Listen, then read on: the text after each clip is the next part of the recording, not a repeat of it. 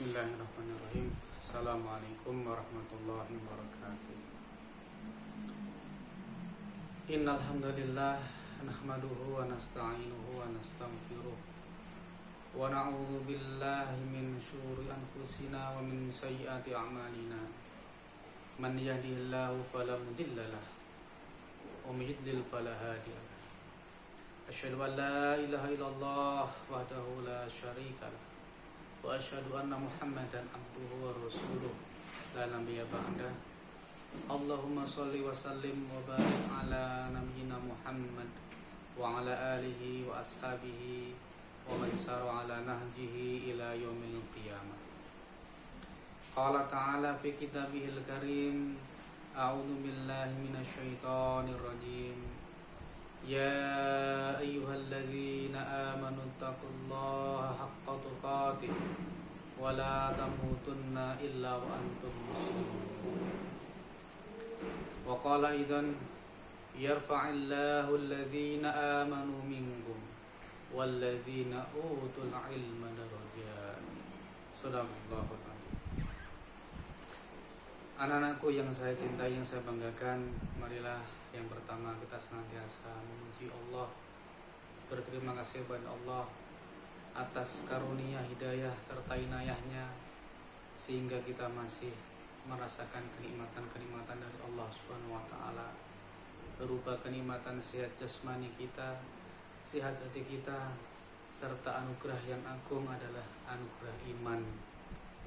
Sehingga marilah nikmat-nikmat yang telah kita terima kita syukuri dengan senantiasa kita menjalankan perintah-perintah Allah Subhanahu wa Ta'ala dan menjauhi larangan-larangannya.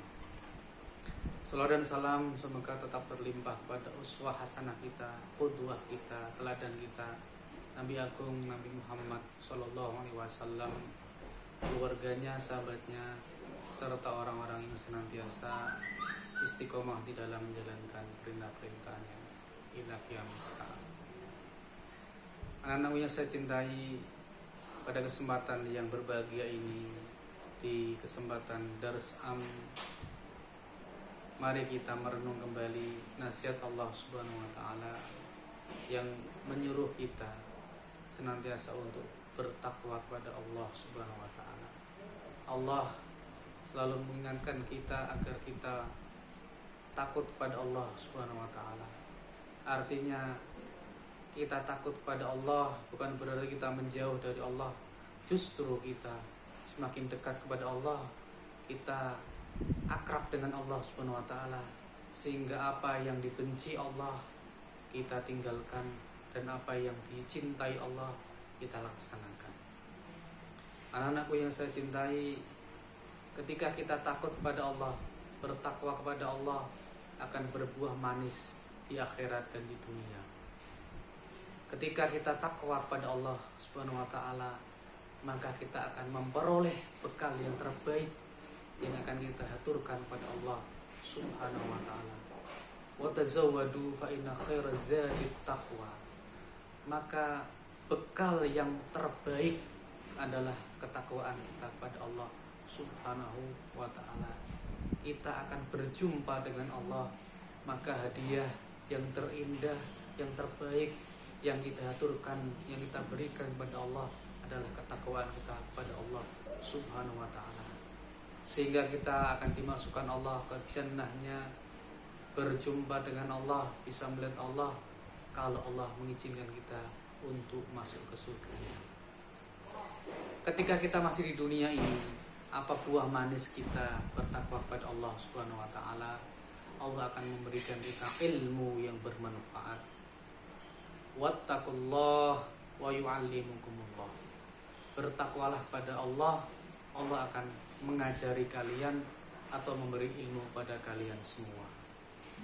Syarat kita bertakwa, ilmu akan diberikan pada kita semua.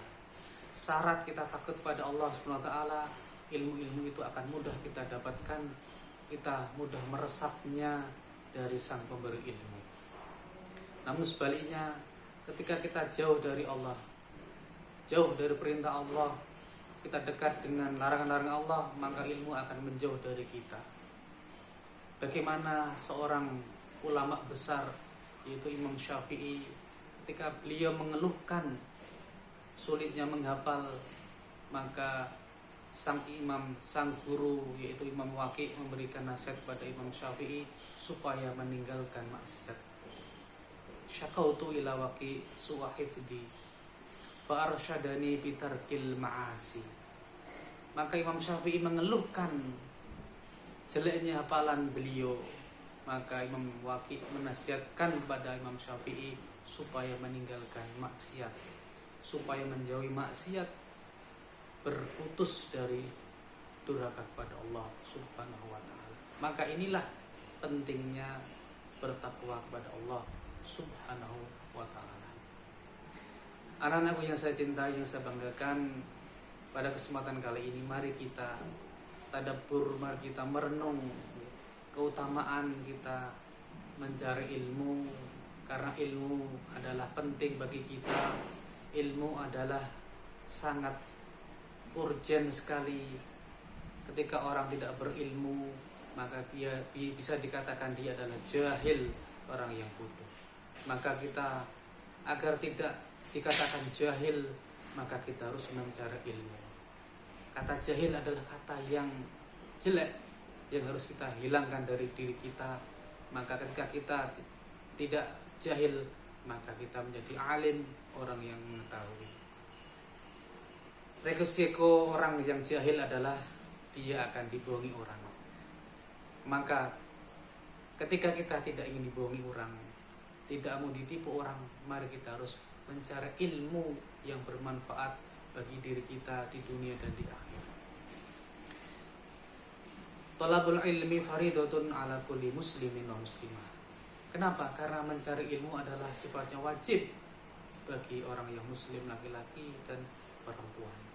Ketika Allah sudah mewajibkan kita mencari ilmu, ketika kita tidak mau mencari ilmu, Allah akan marah kepada kita. Apalagi orang-orang yang hanya mencari ilmu dunia saja, meninggalkan ilmu akhirat, Allah akan sangat marah dan murka pada orang-orang yang pintar dalam urusan dunia saja, tapi tidak mengetahui urusan akhiratnya, tidak mengenal Allah, mengenal nabinya, serta mengenal agamanya. Allah sangat murka. Maka mari kita hindari kemurkaan Allah SWT, supaya hati kita, supaya azam kita, niat kita hanya ingin mencari ilmu yang bisa menyelamatkan kita di akhirat kelak khususnya. Namun tidak kita meninggalkan, kita bisa paham ilmu dunia juga, sehingga ilmu dunia dan ilmu akhirat bisa seimbang kita dapatkan. Maka sesuai dengan visi misi kita di sini adalah membentuk pribadi yang soleh dan muslim, sehingga anak-anak yang berniat berjuang menegakkan syariat Allah SWT agar dibekali ilmu yang sesuai dengan apa yang kita cita-citakan, yaitu menjadi pribadi yang soleh dan bisa mengajak orang kepada kebaikan. Anak-anak yang saya cintai, kalau kita merenung, kita membaca hadis-hadis Rasulullah SAW tentang keutamaan mencari ilmu, keutamaan mempunyai ilmu, serta keutamaan orang yang mengajarkan ilmu kebaikan pada manusia, sehingga semut yang ada di lubangnya serta ikan-ikan yang ada di lautan senantiasa mendoakan pada orang-orang yang mengajari ilmu kepada manusia, mengajarkan kebaikan kepada manusia. Semut dan ikan senantiasa berdoa mendoakan kita kebaikan. Sebagaimana orang-orang yang pinter akan ilmu agama, orang-orang yang menguasai ilmu agama, itu pahalanya sangat luar biasa, banyak sekali. Ibarat orang yang menunjuki orang kebaikan. Kata Rasulullah SAW, man dalla ala khairin falahu ajru mislu man amila biha. Orang yang menunjukkan kebaikan kepada orang lain, maka dia akan mendapatkan pahala sama apa yang orang tersebut dia kerjakan. Bagaimana kalau kita bisa menunjukkan kebaikan kepada seluruh umat manusia? Minimal keluarga kita, masyarakat kita, ataupun orang-orang yang dekat dengan kita. Kita kasih tahu ilmu yang bermanfaat. Kita kasih tahu kebaikan, kebenaran yang kita dapatkan, yang kita peroleh. Insya Allah Allah akan memberikan pahala yang senantiasa mengalir meskipun kita sudah meninggal dunia. Anak-anakku yang saya cintai, ketika kita membaca hadis Rasulullah SAW, man salaka tariqan yaltamisu fi ilman sahhalallahu lahu tariqan ilal jannah. Barang siapa menempuh jalan untuk mencari ilmu, maka Allah akan memudahkan jalannya menuju ke surga. Luar biasa. Orang yang belajar menuntut ilmu, pergi dari rumahnya ke madrasah mencari ilmu agama, maka Allah membuka pintu surga lebar-lebar bagi pencari ilmu.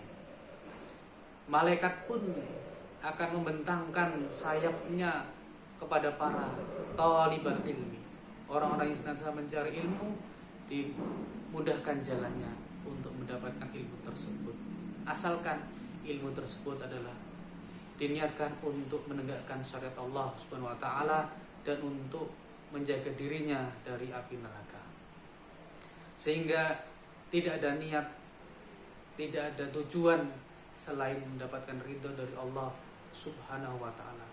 Bukan kita mendapatkan ilmu, mencari ilmu untuk mendebat para ulama atau melecehkan orang-orang yang tidak tahu. Tapi niat kita mencari ilmu adalah supaya kita tahu, paham, sehingga kita bisa mempraktekkan pada diri kita, pada keluarga kita, serta masyarakat kita. Anfusakum wa ahlikum naro. Jagalah diri kalian dan keluarga kalian dari api neraka. Dengan apa? Adibuhum wa alimuhum. Didik mereka dan ajarkan mereka tentang kebaikan, tentang ilmu mengenal Allah, mengenal nabinya, serta mengenal agama kita ini. Insya Allah ketika kita berazam, bertekad ingin menjadi orang-orang yang alim, menjadi orang-orang yang pinter, Allah akan memudahkan jalan kita untuk mencari ilmu. Nanti kelak di akhirat kita akan dimudahkan Allah untuk masuk surga. Maka dari sini marilah kita senantiasa, saya berpesan pada anak-anakku semua, supaya kalian jangan bermalas-malasan mencari ilmu agama, karena itu adalah untuk kebahagiaan kita sendiri di dunia dan di akhirat. Ketika kita bisa mengajak orang lain, maka bonus itu akan diberikan kepada Allah Subhanahu wa taala. Ketika kalian hanya soleh saja, hanya baik untuk diri sendiri, maka bonus-bonus yang kita dapatkan di akhirat tidak kita dapatkan. Bagaimana Rasulullah SAW berpesan kepada Ali bin Abi Thalib, la an yahdika bika rajulan khairun laka min humurin na'am. Engkau bisa memberikan petunjuk, memberikan manusia ke jalan yang benar, bisa mengislamkan orang atau memberikan hidayah pada orang, itu lebih baik daripada kamu mendapatkan unta merah. Kalau zaman Rasul, unta terbaik atau kendaraan terbaik adalah unta merah. Kalau kita sekarang, kendaraan terbaik apa yang kamu cintai, itulah yang akan diberikan Allah di surga kelak. Alhamdulillah. Maka dengan ini mari kita harus termotivasi, senantiasa kita bisa mencari ilmu yang bermanfaat untuk diri kita sendiri dan pada orang lain, khususnya untuk keluarga kita. Kita dakwai mereka, kita ajak mereka supaya kita bareng-bareng bersama untuk mengetuk pintu surga, masuk ke surga berbondong-bondong. Surga sangat luas, wahai anak-anakku. Tidak hanya untuk orang Indonesia, tidak hanya untuk orang Arab, tidak hanya untuk orang Amerika, tapi seluruh umat yang beragama Islam dengan keimanannya Allah akan memasukkan ke surga. Maka dari sini kita tahu, kita paham, yang kita kerjakan dengan syarat kita iman kepada Allah Subhanahu wa ta'ala pasti dinilai ibadah. Jangankan kita menuntut ilmu, kita makan, kita niatkan untuk bisa tegak lambung kita bisa mengerjakan sholat, maka makan kita, minum kita bernilai ibadah. Jadi seluruh aktivitas kita, lesan kita, semua perbuatan kita ada bisa bernilai ibadah kalau kita niatkan untuk beribadah pada Allah Subhanahu wa ta'ala. Demikian anakku yang saya cintai, yang bisa saya sampaikan. Bila ada kesalahan, itu murni dari kebodohan saya, dan bila ada kebenaran, itu datangnya dari Allah Subhanahu wa ta'ala. Akhirul kalam. Assalamualaikum warahmatullahi wabarakatuh.